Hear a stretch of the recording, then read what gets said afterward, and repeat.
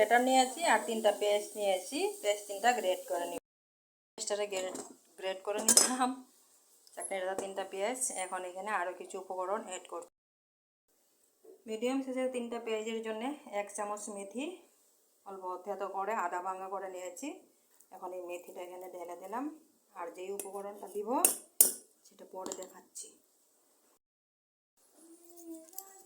একসাথে অল্প টাইম এটাকে মেথিটাকে ভিজিয়ে রাখবো, যেন মেথির ভিতরের যত স্টার আছে সব যেন পেঁয়াজের সাথে মিক্সড হয়ে যায়।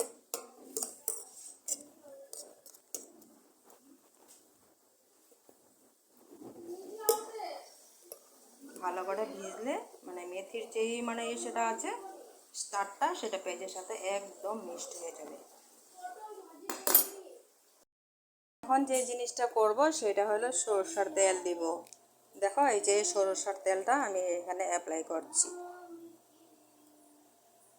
আমি কিন্তু কোনো দিন মাথায় সরষের তেল ইউজ করি নাই, কিন্তু এবার করতে হবে। আমার ডান সাইডে মাথার চুল সব চলে যাচ্ছে।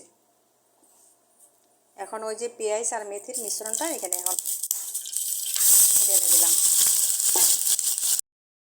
এই অবস্থায় ভেজতে হবে যেন তেলটা ছেড়ে দেয়। বাস আর ভাজবো না, হয়ে গেছে। এখন গ্যাসটাকে ফ্লেমটা অফ করে দিব। আর এই যে ছাকটাও কিন্তু ফেলবো না, গ্যাসটা অফ করে দিলাম, একটু ঠান্ডা করে নেই।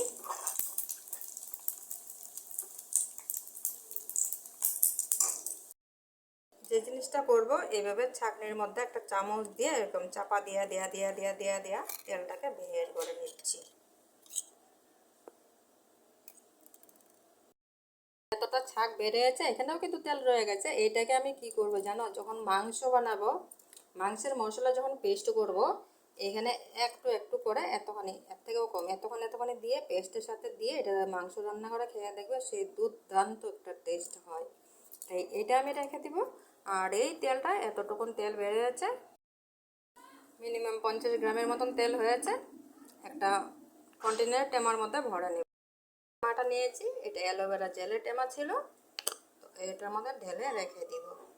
এই তেলটা ঢেলে রেখে দিলে কোনো কিছু সমস্যা নেই, কিচ্ছু নেই, কিচ্ছু নেই, কিচ্ছু নেই। মানে 6 মাস কেন 1 বছরও রাখতে পারবে। বাস খালি ঢাকনাটা দিয়ে রাখবে, এটা ফ্রিজে টিজে রাখার কোনো প্রয়োজন। ভরে নিলাম, এখন রেখে দিব।